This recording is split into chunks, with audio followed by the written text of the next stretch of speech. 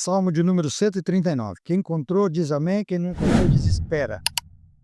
Amém? Então todos encontraram. Vamos lá?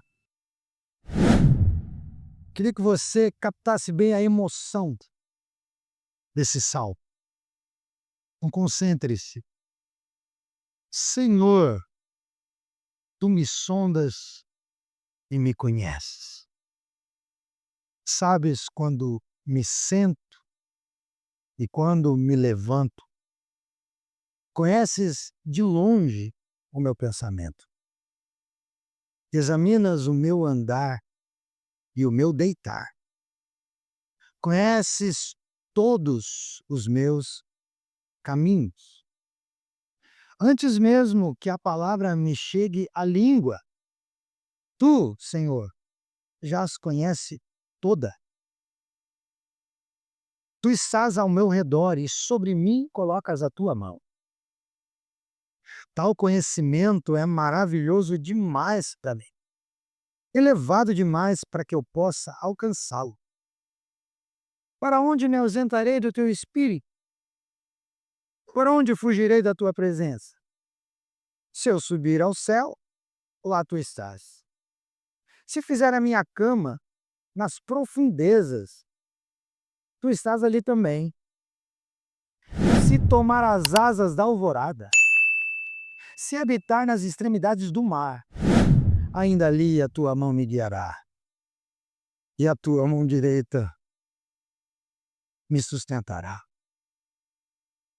Se disser, as trevas me encobrirão, e a luz ao meu redor se transformará em escuridão, até mesmo as trevas não serão escuras para ti, mas a noite brilhará como o dia, pois as trevas e a luz são a mesma coisa para ti. Pois tu formaste o meu interior, tu me teceste no ventre de minha mãe. Eu te louvarei, pois fui formado de modo tão admirável e maravilhoso. Tuas obras são maravilhosas, tenho plena certeza disso. Meus ossos não te estavam ocultos quando em segredo eu fui formado e tecido com esmero nas profundezas da terra. Teus olhos viram a minha substância ainda sem forma, e no teu livro todos os dias foram escritos, sim, todos os dias que me foram ordenados, quando nenhum deles ainda havia. Ó Deus, como são preciosos para mim os teus pensamentos, como é grande a soma deles. Se eu os contasse, seriam mais numerosos do que os grãos de areia. Se os contasse até o fim, ainda estaria contigo. Quem me dera matasses o perverso, ó Deus, e se afastassem de mim os assassinos, homens que se rebelam contra ti e contra ti se levantam para o mal.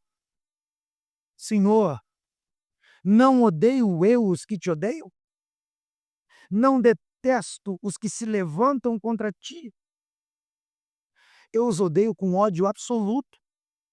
Considero os verdadeiros inimigos. Sonda-me, ó Deus, e conhece meu coração. Prova-me e conhece os meus pensamentos. E vê se há em mim algum caminho mau, e guia-me pelo caminho eterno. Pai, nós estamos diante de uma descrição que foge do poema, que foge da inspiração de quem escreveu. Nós estamos diante da descrição que nos dá nuances, sombra de quem o Senhor é. Porque por mais que a gente tenha lido e saiba que isso é palavra de Deus, o Senhor é tão sublime que o próprio salmista diz, esse conhecimento é elevado e eu não consigo alcançar. Mas Deus, nessa manhã, por misericórdia, revela-te a nós na Escritura. Revela-te a nós nesse texto. Fala com a gente. É a nossa oração sincera e simples em nome de Jesus. Amém. Irmãos, nós estamos diante de uma das partes mais destacadas, de uma das partes mais seletas de toda a Bíblia e principalmente do Antigo Testamento. A gente está diante do livro dos Salmos. O livro dos Salmos é uma pérola, não só teológica, bíblica, mas é uma pérola da literatura mundial. O livro dos Salmos é estudado não só por quem estuda a Bíblia, é lido não só por quem aprendeu a ler ontem. O livro dos Salmos é estudado por quem estuda línguas, por quem estuda linguística. O livro dos Salmos é estudado por quem estuda os escritos antigos e tudo mais. É muito especial o que a gente tem na nossa Bíblia. E o nome Salmo foi tirado da versão grega do Antigo Testamento, a Septuaginta, e tem uma tradução. Salmo significa cântico. Então, o nome do livro, se fosse aportuguesar, seria Livro dos Cânticos. E os salmos foram escritos por indivíduos comuns, como eu e você. Pessoas que acordavam cedo, dormiam tarde. Pessoas que cuidavam da sua vida de maneira ordinária, de maneira comum. E foram escritos sempre como uma resposta ou a uma experiência pessoal que eles estavam vivendo, ou uma experiência coletiva, como povo. Geralmente, os salmos seguem essa linha. É uma resposta a uma experiência, seja ela individual, própria ou coletiva. Então, se os salmos são respostas que as pessoas deram às situações da vida, a gente não estaria tão errado se a gente chamasse o livro do Salmo de livro das orações. Também. Porque são isso. São orações que viraram música, são orações que viraram cântico. São pessoas que colocam para fora o sentimento do coração. Por isso que os salmos às vezes nos pegam, por isso que os salmos às vezes nos identificam ou nos fazem identificar com eles. Porque os salmos estão carregados de confissões da alma e verdades do coração humano. E quem aqui é humano e tem um coração se identifica com isso aqui. Eu tenho certeza que você já leu um salmo num dia específico da sua vida e você disse: eu poderia ter escrito isso. Eu poderia ter escrito isso aqui. Porque é exatamente assim que eu estou me sentindo. Então os salmos se identificam com a gente. Os salmos estão tão cheios de sinceridade que ao mesmo tempo que eles falam de amor, eles falam de ódio. O sujeito não precisa escrever outro salmo. No mesmo salmo, as duas coisas estão ali porque assim é o coração do homem, assim é o coração da mulher. A gente tem conflitos de sentimento o tempo inteiro. Em um momento o autor está cheio de justiça própria, como que exigindo de Deus uma resposta.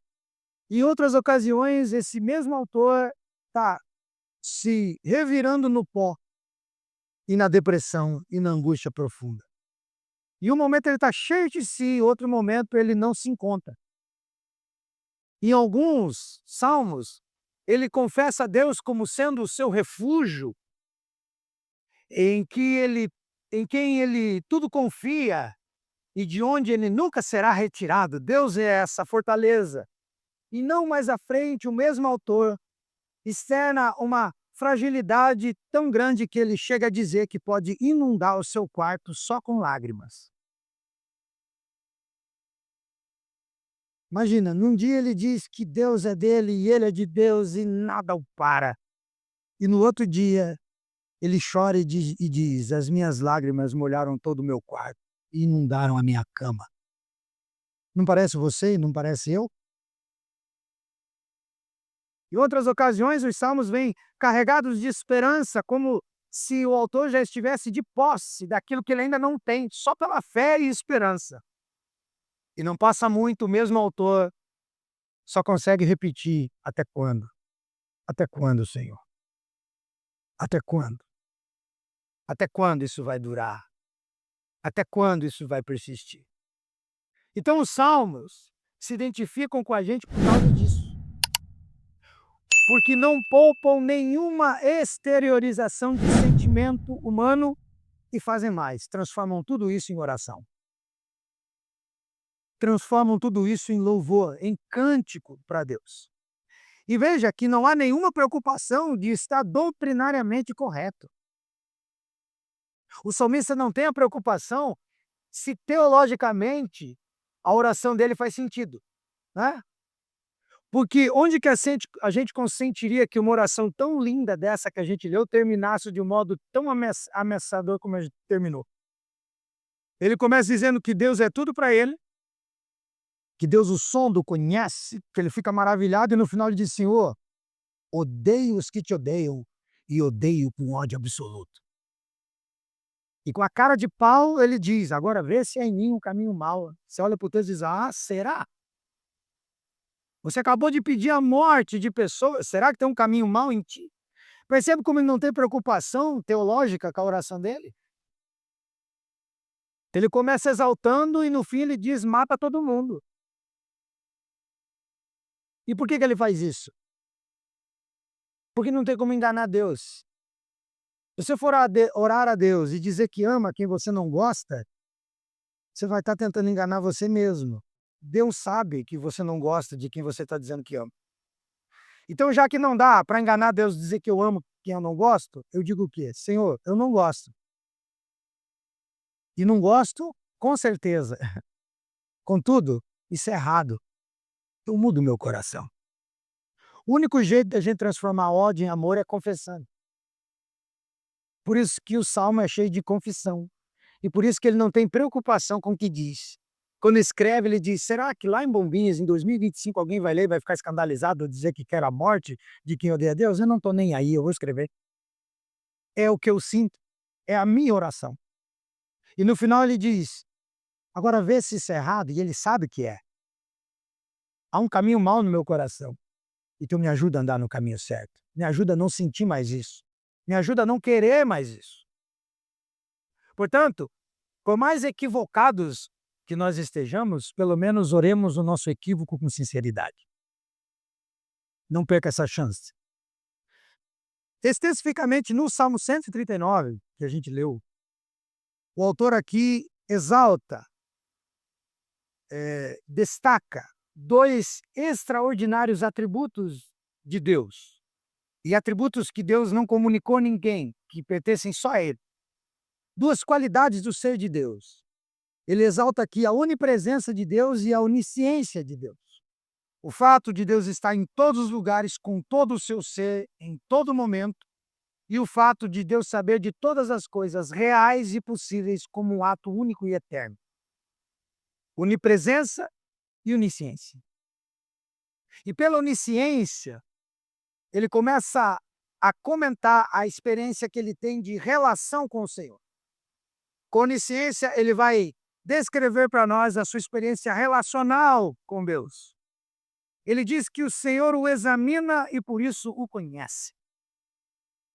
Ele diz que Deus sabe tanto da sua inércia, da sua paralisia, do seu descanso, quando ele está absolutamente quieto, parado, sem nenhum movimento, como conhece todos os seus movimentos, quando ele está frenético, quando ele está hiperativo e não consegue parar. Deus sabe quando ele para totalmente e sabe quando ele não consegue descansar. E por Deus saber tanto da inércia completa quanto do movimento frenético, ele diz: por isso, nenhum caminho meu lhe é oculto. Deus sabe quando eu estou correndo para onde eu vou e quando eu estou parado, Deus sabe onde eu estou querendo chegar, mesmo parado, maquinando. O Senhor me conhece, movimentos e não movimentos. E ele diz que esse conhecimento de Deus sobre nós é tanto que muito antes que um pensamento, um raciocínio, uma reflexão lhe venha à mente, o Senhor já discerniu desde a origem. Antes de eu pensar alguma coisa, o Senhor não só já sabe o que eu penso, mas já discerniu a intenção do meu pensamento. Enquanto a gente vai com a farinha, Deus está voltando com a padaria. Ele sabe tudo, ele diz. E veja, quando ele cita o pensamento, ele fala de uma coisa incrível, porque não existe nada mais rápido e não existe nada mais secreto do que um pensamento. Você está piscando agora, isso é involuntário. Você não percebe que pisca e que lubrifica os seus olhos quando pisca. Isso é um comando do teu cérebro, um pensamento, e é simultâneo, você não tem delay, né, você não pensa: "Vou piscar", e daí tem um delay, você pisca. Você nem percebe, é simultâneo, pensou, piscou. A velocidade de um raciocínio. E também o fato de o raciocínio ser secreto. Você sabe o que eu estou pensando agora? Não. E eu não sei o que você está pensando agora. Se você não abrir a boca e não verbalizar, ninguém sabe. É secreto. Ele diz: para Deus é como se fosse um discurso. E o discurso não precisa ser concluído. Antes de começar, Deus diz: eu sei o que você quer. Eu sei o que você quer com isso. Percebe? Ele diz: a onisciência de Deus me cerca. Ele diz: vai tão além que não são necessárias palavras para que Deus saiba os meus desejos e as minhas vontades.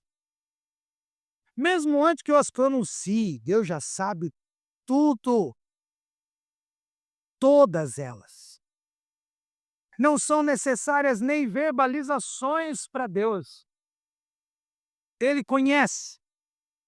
E aí ele vai falar da onipresença. E se com a onisciência ele descreve para nós a sua relação com Deus, na onipresença ele vai relatar a sua experiência como um indivíduo diante de Deus. Ele diz que o vínculo é tão íntimo que não existe lugar, espaço ou ambiente onde ele possa estar que o deixe longe do Senhor. Ou não tem para onde ir. Nada me deixa longe de ti. Ele diz: pode ser nos ares, no mais alto que eu conseguir chegar, para fora do planeta. Pode ser na extremidade da terra onde o sol nasce. Pode ser na extremidade da terra onde o sol se põe. Ele diz: pode ser até mesmo onde a luz é impenetrável. Se eu alcançar um lugar de breu total, o Senhor me vê. Por quê? Porque para Deus, luz e escuridão é a mesma coisa. Hum. Se um dia tiver um blackout de bombinhas e acabar a luz para todos, a luz total, nem de carro e nem de celular você acender, conseguirem queimar todas as luzes e nós ficarmos no breu total, Deus não precisa de sol ou da CEMIG ou de qualquer companhia elétrica que seja, da Celesc, para nos ver. Ele nos enxerga. Ele nos enxerga. Por isso não adianta a gente tentar se esconder. Não há esconderijo. Não há esconderijo. E aí, como inspiração fora do comum, ele continua. E ele diz: o modo como eu fui concebido e formado no ventre da minha mãe. Ele diz: isso é assombrosamente admirável. A maneira como eu fui formado. Ele diz: é lá que o maior capricho, com o maior capricho de todos, os meus ossos foram sendo formados e compostos. No útero da minha mãe. E quando ninguém conseguia assistir esse processo, ele estava claro diante de ti numa tela gigantesca e o Senhor assistindo tudo isso. O Senhor me via lá, sendo formado com capricho.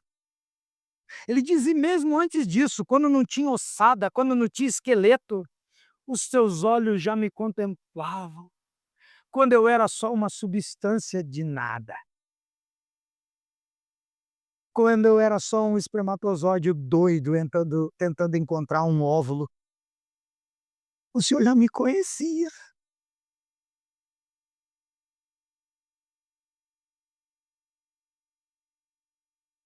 Ou seja, a vida se forma e acontece na presença dele.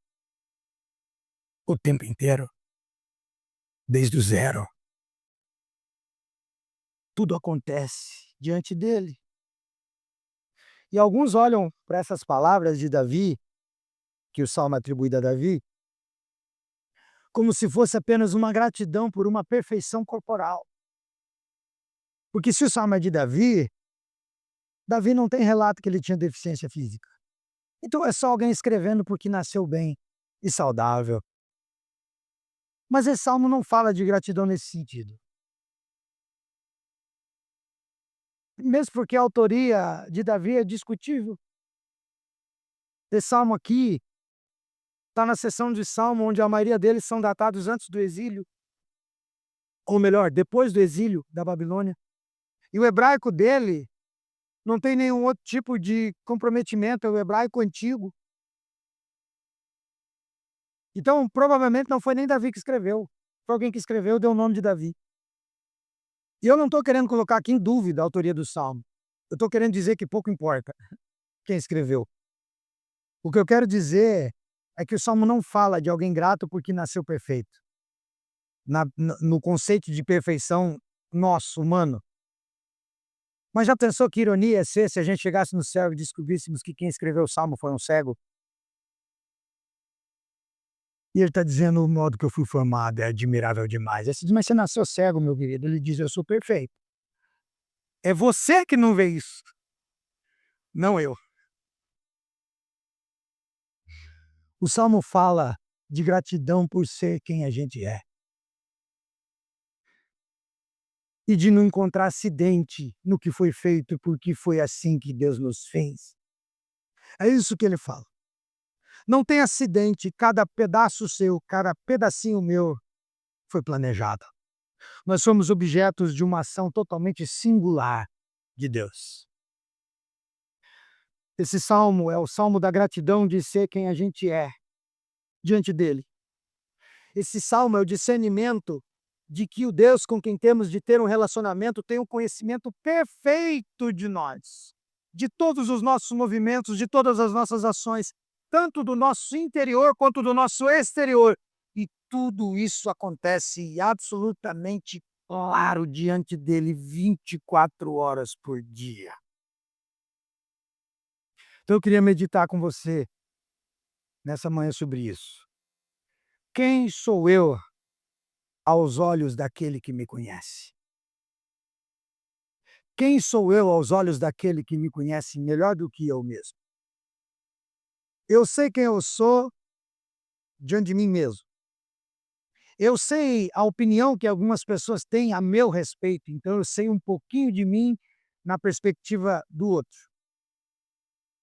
Mas a verdade sobre mim, que eu mesmo desconheço, tem um que sabe toda. E não porque adivinha, mas porque foi ele que me fez assim. Então, quem sou eu aos olhos daquele que me conhece? Nesse salmo, tem pelo menos duas respostas para essa pergunta. Quem sou eu aos olhos daquele que me conhece? Primeiro, eu sou igual às demais pessoas que ele criou. Compõe comigo o verso 13. Pois tu formaste o meu interior, tu me teceste no ventre de minha mãe. Eu te louvarei, pois fui formado de modo tão admirável e maravilhoso. Tuas obras são maravilhosas, eu tenho plena certeza disso. Meus ossos não te estavam ocultos quando em segredo fui formado e tecido com esmero na profundeza da terra. Aqui o salmista reconhece a instrumentalidade humana no seu nascimento. Ele tem um pai e uma mãe que decidiram ter um filho, ou às vezes até não decidiram, mas ele veio por vontade superior. Então ele reconhece a instrumentalidade dos pais, o ventre materno que ele cita. Mas ele não tem dúvidas de que ele é artesanato de Deus. Meu pai e minha mãe decidiram que eu nascesse, decidiram ter a mim, mas eles nem sabiam que seria eu. Já percebeu nisso? Você não vai numa prateleira e escolhe o filho, né? Vai ter esse cabelo, vai ter esse olho, vai ter essa sobrancelha. Tá crescendo aqui, você fica só imaginando. Como será? Mulher carrega 9 meses e vem a cara do pai, né? A Leila é um exemplo disso. Ela que carregou, mas vieram todos uns xerox do Sidney. Ela diz: "Puxa vida, tomara que sobre alguma coisa para mim, pelo menos". Não é? A gente não faz ideia. Ele diz: "Mas por mais que eles não saibam, eu sou artesanato de Deus. Deus me fez com as próprias mãos. Eu sou manufatura. Deus me tricotou 2 agulhinhas como uma velhinha aposentada, me fazendo, tricotando, me criando". E aí ele se alegra e louva a Deus por essa maravilha que ele não consegue explicar. E por mais que falte a ele explicação de como esse processo todo acontece, a certeza quanto à beleza dessa obra está ancorada na alma dele. Eu não sei explicar como Deus fez isso, mas eu sei que ficou bom, ficou maravilhoso. Essa é a certeza dele. Então ele entende que porque todo esse processo está claro diante de Deus, e porque Deus é quem fez como obra da própria mão, então o capricho, a perfeição, o requinte fazem partes, estão presentes em cada parte dessa formação que somos nós. Está tudo ali. E a pergunta que a gente faz é, diante disso, alguém aqui passou por um processo diferente? Tem alguém que não nasceu, que seja de um ventre aqui dentro? Tem alguém que veio ao mundo de outra forma? Não. Então, se isso é para todos, por que a gente é ensinado, depois de convertido, a gente não é mais igual aos outros? Por que a gente é ensinado na igreja, ao longo do tempo, de que depois que você creu, você é melhor do que os outros? Ou eu sou melhor do que os outros porque agora eu criei? Se todo mundo nasce do mesmo processo, o que nos faz acreditar que aquele que não frequenta o mesmo culto que eu é um ser inferior, e não foi criado por Deus, mas teve outras mãos que o teceram? Por que a gente acha isso? E aí, por achar isso, que a gente é diferente porque agora crê, a gente cria uma personagem, uma persona, como crente. E essa persona que a gente cria como crente, a gente cria para viver conforme as regras que são propostas agora para nós, porque somos crentes. Então a gente cria um outro ser dentro da gente, que é o crente, e nós escondidos lá atrás dele, que somos a pessoa real. Não é? Essa personagem vive mais do que nós, o cristianismo. Vive mais que a gente, porque a gente cria para dar o paz do Senhor, para dar as respostas certas, para parecer alguém de Deus. É o personagem, mas nunca somos nós. Agora, o Deus que nos examina e que nos conhece, sabe que nós somos exatamente iguais aos outros e aos demais. Só que como a gente criou a personagem, a gente passa a deixar de ser grato a Deus então por quem se é, e passa a agradecer a Deus porque recebe em si fora de si. Como a gente criou outro personagem para viver o cristianismo, as bênçãos de Deus são para esse personagem, nunca para nós. E aí a gente é grato a Deus pelo que recebe, não no que acontece com a gente, mas no que acontece com o personagem que a gente criou.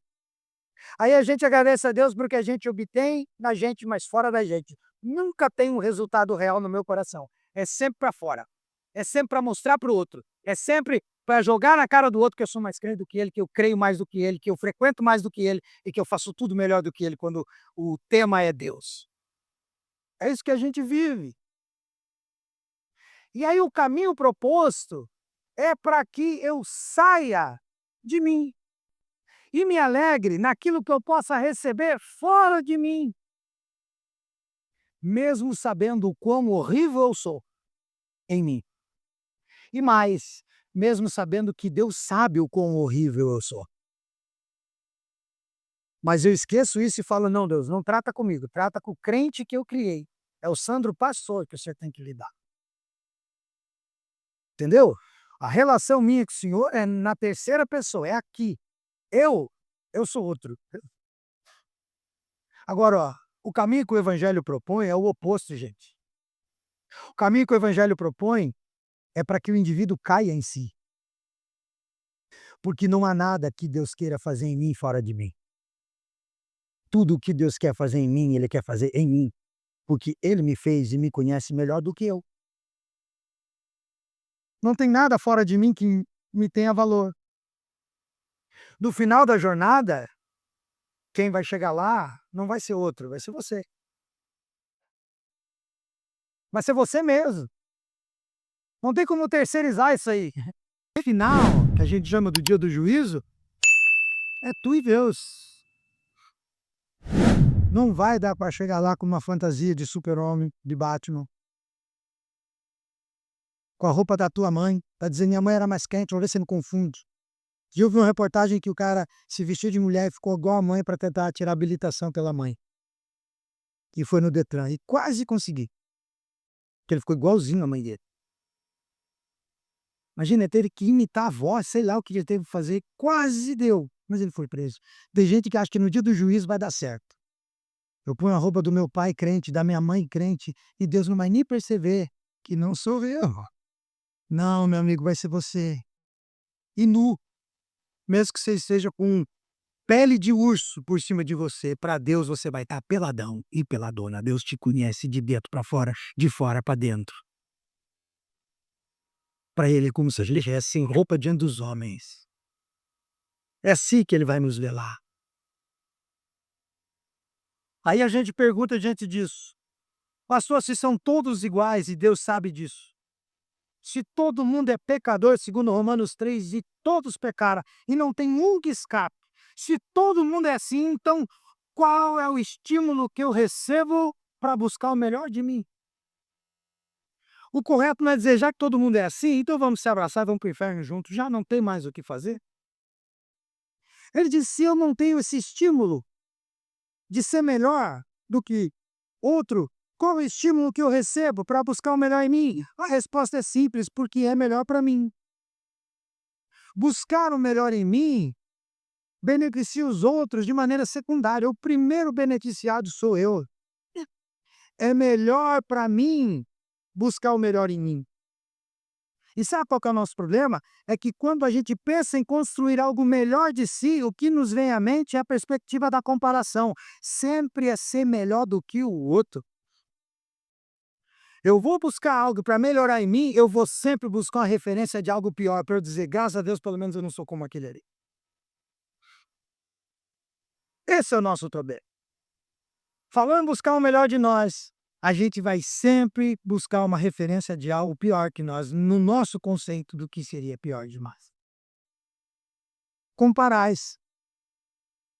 Comparais. Agora deixa eu te trazer uma novidade nessa manhã. Você não é melhor do que outro nenhum. E só tem uma chance na sua vida de ser melhor do que você mesmo. O único adversário que você tem para superar chama-se você. O único ser que você foi chamado para superar é você mesmo. É a única chance que você tem, ser melhor do que você hoje, melhor do que você foi ontem e ser melhor amanhã do que você é hoje. O impostor chama-se eu e não o outro. Por isso, eu busco o melhor em mim, porque é melhor para mim. É melhor para mim ser melhor para Deus. É melhor para mim confiar mais em Deus. É melhor para mim confessar as minhas deficiências para Deus. Mas às vezes a gente faz isso para ver se ganha elogio. E às vezes a gente faz isso para ver se fica melhor que o outro. Que o outro. Essa não é a intenção do que Deus fez quando te criou. Deus não quer que você olhe para outro nenhum, a não ser com um olhar de compaixão.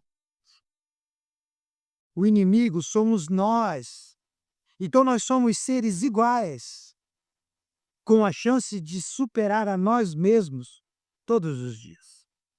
Então, quem sou eu aos olhos daquele que me conhece? Primeiro, eu sou igual às demais pessoas que ele criou, com a chance de ser melhor do que eu, diariamente. Todo dia que você abre o olho, você tem a chance de ser melhor.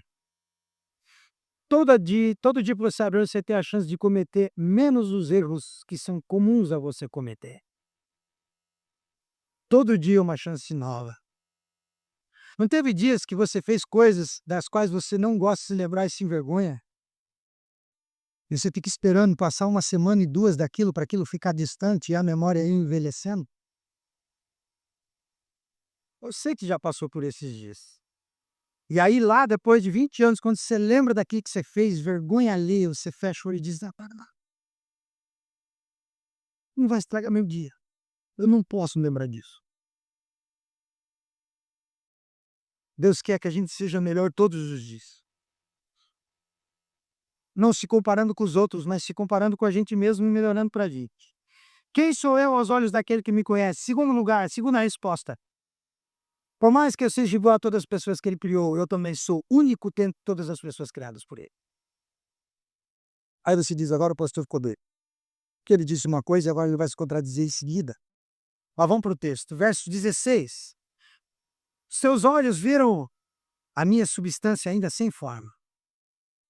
E no teu livro, os dias foram escritos, sim, todos os dias, quando nem deles ainda haviam todos os que me foram ordenados. Ó Deus, como são preciosos para mim os teus pensamentos!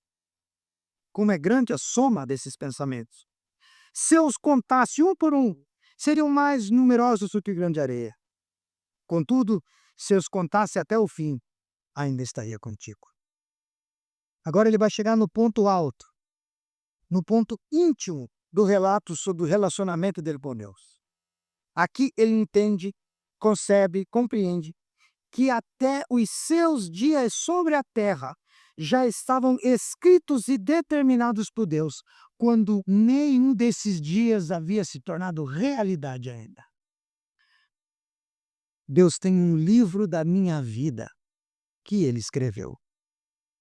Eu tenho uma biografia numa prateleira, lá numa estante divina, num escritório particular do Criador de todas as coisas. Tem um livro com meu nome lá, Sandro. Tá lá. Ele diz: ele escreveu todos os meus dias. Em ato contínuo, ele vai mostrar para nós uma confiança, não só em ver como o Senhor planejou cada um desses dias. Quando ele diz os seus pensamentos sobre mim, o que o Senhor pensou para mim nesses dias, a soma dos pensamentos do Senhor. Mas também ele não tem dúvidas e mostra a mesma confiança quanto à qualidade do projeto que Deus fez para mim, porque ele diz a quantidade de pensamento. Ele diz: olha, eu vejo o planejamento de Deus quando eu vejo o que o Senhor pensou para mim, e eu vejo a qualidade desse projeto planejado, se dá para falar isso, se não for redundância, com a quantidade de pensamento. Deus não pensou só uma coisa a meu respeito. É muita coisa com 47 anos igual eu e você que é mais velho, vai ser muito mais do que Deus pensou sobre nós. E ele diz: mesmo que eu faça uma retrospectiva, que eu consiga chegar lá ao máximo que a minha memória alcança, que eu atinja lá o que eu consegui de ideia, de lembrança do que Deus fez por mim. Mesmo que eu somasse tudo, alcançasse tudo, mesmo que eu contasse todos os pensamentos, até o dia de hoje, eu ia dar de cara com ele. Hoje, eu ia dar de cara com Deus no final. Por quê? Porque faz parte do projeto escrito no livro, a companhia dele todos os dias da nossa história. Ele não escreveu o livro, fechou, botou na prateleira e deixou. Ele acompanha a leitura. Ele lê e relê a gente o dia inteiro. Tenta aí, mesmo antes da tua fé, lembrar um dia que Deus não teve contigo. Não tem como. Ele sempre está presente. Ele diz a parte do projeto escrito do livro. É a presença dele comigo, diariamente. Então, eu sou único dentre todos os outros. por mais que eu seja igual a todos os outros. E por que que eu sou único? Não porque eu sou diferente dos demais, mas porque o projeto divino para mim me faz único entre o resto, porque é para mim. O livro é sobre mim. Por isso eu sou único apesar de ser igual. A gente não foi criado em série, gente. Ninguém aí tem um código de barra na nuca, onde passa um leitor lá de laser e diz: "Esse material vai funcionar igual". Não tem, não tem. A impressão digital, nenhuma é igual. O projeto é para você, o projeto é para mim. Nós somos únicos. A história de cada um é de cada um. É única. Não importa quem você seja, a história é tua. Nós podemos ser iguais no ponto de vista da criação e da queda, mas do ponto de vista da existência, o trato de Deus conosco é particular. É particular, porque nesse caso, eu sou um ser singular e as minhas composições são irreproduzíveis e também irrepetíveis, assim como a sua também é. Você pode ter um irmão gêmeo, você não tem nada a ver com ele diante de Deus. Nada a ver com ele. E sabe o que é legal do livro? É que a gente não sabe o que está escrito. Por isso, a gente não pode prever o que vai acontecer. A gente nunca leu o livro sobre nós. A gente vive a história. A gente nunca teve acesso. A gente é a história. Eu uso sempre como exemplo Jó. Sabe o que mata a gente no livro de Jó? O livro de Jó, né, é um livro de jornada de herói, onde alguém sofre, sofre, sofre, sofre, sofre, sofre, sofre, sofre, sofre, sofre, sofre, no final ganha. É o filme do Stallone, como eu sempre digo, é o filme do Schwarzenegger. Apanha, apanha, apanha, apanha, no final ganha. É o filme do Van Damme. O livro de Jó é parecido com isso, porque Jó tá bem no primeiro capítulo, aí tá mal do segundo até quase o final, 40 mais ou menos, aí 41, 42 ele fica bem. Aí você começa a ler o livro, depois que você tá na segunda vez, que você já que nem vê filme repetido, né, você conhece a história, aí você tá ali com ele no meio do livro de Jó, Ruena, capítulo 42, Jó, fica tranquilo. Capítulo 42 e você vai ver. Aguenta firme, meu amigo, eu tô do teu lado, eu tô lendo aqui, tô contigo, Jó. Não cai não, não desiste, 42. Daí chega no 42 você diz: "Falei pra você, Jó, que era valia a pena esperar". Agora sabe qual é o problema? Jó não lia o livro de Jó. Jó é história. Jó não sabe de Deus e o diabo tramando pela vida dele, desafios sobre ele, e Deus confiando e botando nele o poder dele para humilhar o diabo. Já não sabe de nada disso. Jó é a história. Você não sabe nada sobre o teu livro. Você é a história. Por isso, o amanhã não lhe cabe. Você vai enfrentá-lo sabendo que quem escreveu estará lá. Que quem escreveu vai estar lá para bancar o que escreveu, para bancar o que decidiu ao teu respeito. Aí a gente vive com fé. Aí eu vejo pessoas indo atrás de pessoas para saber como é que vai ser o amanhã, querendo profecias e revelações. Deus me livre de saber o amanhã. Eu não quero, porque o hoje já está difícil. Deus me livre de saber amanhã. Eu só preciso saber de uma coisa, não é aleatória. Quem escreveu vai estar lá para bancar o meu caminho.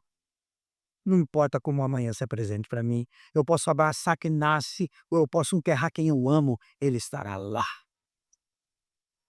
Presente, porque faz parte do projeto a presença. Se eu contasse os meus dias até o fim, eu ia dar de cara contigo, Senhor. Ainda assim estarias contigo e tu estarias comigo. Então, nesse processo que Ele mesmo escreveu e ordenou para nós, a única certeza que a gente tem é a companhia dEle em toda a existência. O que Ele diz para nós? Tu estás ao meu redor e sobre mim colocas a tua mão. Tal conhecimento é maravilhoso demais para mim, elevado demais para que eu possa alcançar. Para onde eu me ausentarei do teu espírito? Para onde fugirei da tua presença? Se eu subir aos céus, lá está. Se eu montar minha cama no fundo da terra, o Senhor está lá. Se eu ir para um lado do mundo, eu vou dar de cara contigo. Se eu ir para o outro, o Senhor vai estar lá. E se tudo virar treva, o Senhor me vê. Faz parte do projeto que ele escreveu para nós. O que é interessante do livro escrito, gente, é que a gente não sabe como as coisas acontecem. A ordem das coisas, vai ter dia bom e vai ter dia ruim. E graças a Deus você não leu, porque você vai viver todos com a mesma intensidade. No dia que tudo for bom, você não vai ficar eufórico, iludido, achando que vai ser sempre bom. E no dia que tudo vira terra arrasada, você não vai ficar desesperado, achando que aquilo vai ser contínuo. Você vai experimentar ele como Deus para você naquele dia, naquela hora e daquele jeito. Essa é a graça de viver por fé. Essa é a graça de ter essa esperança. Por isso, alguns dizem: vocês são doidos, vocês ficam criando coisas boas para o futuro. Eu não crio, ele cria tudo. E as coisas más que ele cria, elas enfrentam nele. Porque ele decidiu. Então, esse processo contém lágrimas, aflições, paz, derrotas, quedas, vitórias. E a gente não sabe a ordem dessas coisas. A gente não sabe a ordem disso. Mas se Deus escreveu, a única certeza que tem é que mesmo não sabendo, ele sabe por nós. E sabendo por nós, ele vai estar lá para bancar o que escreveu, o que decidiu a nosso respeito. O evangelho não traz esses detalhes e essas minúcias sobre a nossa vida simplesmente porque aquele que estava lá prometeu que estaria aqui e estará amanhã também. É só por isso. E quando a gente não aproveita todos esses momentos, perdemos a oportunidade de discernir Deus e vivenciá-lo como Deus com nós naquela hora. Naquela hora. Eu posso não saber como serão os meus dias, eu posso não saber como serão os seus dias, mas nós contamos com um Deus que sabe por nós e que nos levanta quando a gente cai. Essa é a graça. Essa é a graça de viver com Deus. Você nunca vai ter acesso ao seu livro. Você é história, então viva ela. Aproveite todos os momentos, mesmo quando não tiver nada para aproveitar em algum momento. Vocês já assistiram aquele desenho Divertidamente, né? Quem fez aquilo é um gênio. Eu não acredito que aquelas coisas aconteçam, por óbvio, né? Não temos dentro da cabeça deles uns bonequinhos aqui. Mas quem fez aquilo é um gênio.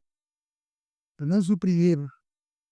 Onde a alegria tem que entender que para Riley ser alguém, a tristeza tem que fazer parte da vida. Esse é o cerne do filme, até o final. É a alegria entender que o ser humano só é um ser humano normal quando chora também de tristeza. E aí quando a bola fica metade amarela e metade azul no final, combinou as duas coisas. A gente como crente recebe a mentira falsa, o engano de que com Deus é para ser cabeça e não cauda. Tem dia que a gente não é nem a cauda, tem dia que a gente tá correndo atrás da cauda para ver se junta no corpo. Tem dia que o nosso pinote é para ver se alcança a cauda para fazer parte do todo, porque a gente já se desvencilhou. Agora o Deus que conhece a nossa história não sofre surpresa. Se amanhã você tiver que enterrar alguém que ama, por surpresa pura e plena, saiba, para ele não é. E se para ele não é, então fique tranquilo. Você vai chorar, vai parecer que o mundo acabou, mas se diz não acabou, porque ele sabe por mim.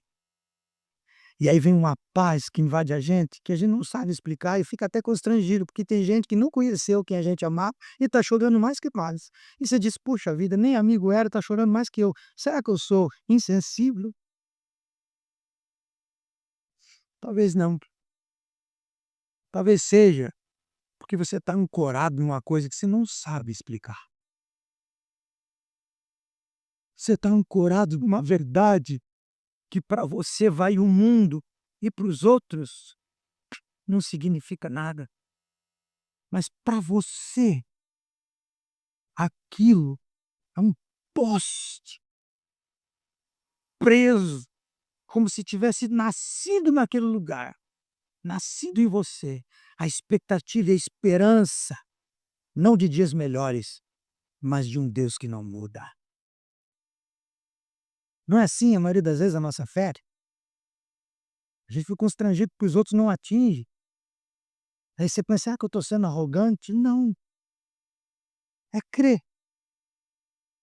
Como vai ser sua vida daqui para frente? Você quer uma resposta? Eu tenho. Não sei. Essa é a resposta que eu vim te oferecer. Não sei como é que vai ser sua vida daqui para frente. Mas eu tenho uma profecia. E é fácil porque não fui eu que disse, então eu só repito. Eu não sei nada. Agora eu vivo pela fé naquele que me amou e se entregou por mim. Porque não sou mais eu quem vive, mas é Cristo quem vive em mim. Pega essa profecia, receba. Cristo vive em nós. E a gente não precisa saber do passo de cá. Não estou dizendo que você não precisa se programar, tá? Não leve ao extremo. Claro que você se programa. Senão tua vida fica eh, solta a corrida e não tem como administrar. O que eu estou dizendo é que aquilo que você não tem controle, fique tranquilo, ele tem. Ele tem. Essa é a minha profecia. Eu não vim aqui nessa manhã ensinar você uma sabedoria para viver. Eu não sou coach. Eu vim aqui afirmar que aquele que sabe tudo está em todo lugar, vive conosco. É isso que eu vim dizer. E às vezes a gente diz que ele está aqui, que ele está ali, só porque a gente ora fazendo careta ou porque a gente canta alto. E na maioria dessas vezes não existe uma consciência real da presença dele em nós. O que esse salmo ensina pra gente é que não tem acidente. Tudo está nas mãos dele. Não importa o cenário, ele vai me dar a chance de experimentar ele como Deus para mim, como Deus na minha vida, seja andando sobre a água, ou seja tendo medo e afundando. Ele vai ser o mesmo Deus. O mesmo Deus para mim e para você. Tanto faz se a gente está no céu, se a gente está no abismo, no escuro total. Trevas e luz são a mesma coisa. Portanto, o único meio de me conhecer é procurando saber quem eu sou aos olhos daquele que me conhece melhor do que eu mesmo. E quem eu sou aos olhos dele, por um lado, eu sou igual a todos os que ele criou, tanto na queda quanto na criação, eu sou igual a todo mundo, não sou melhor do que ninguém. Por outro lado, eu sou único no ponto de vista da existência, porque ele escolheu uma história exatamente para mim. E diante disso, o que nos resta? Nos resta abraçar o próximo em amor, porque somos iguais, e abraçar Jesus em fé, porque ele faz a gente melhor hoje do que ontem e amanhã melhor que hoje. É isso que sobra para nós. E isso não vem de nós. É graça. Graça, graça e graça e graça e graça. Como diz o apóstolo João, graça sobre graça. É assim que a gente vive. É assim que a gente se manifesta nesse mundo. Nós somos o povo da fé. Nós somos o povo que crê. Coloque-se de pé, por gentileza.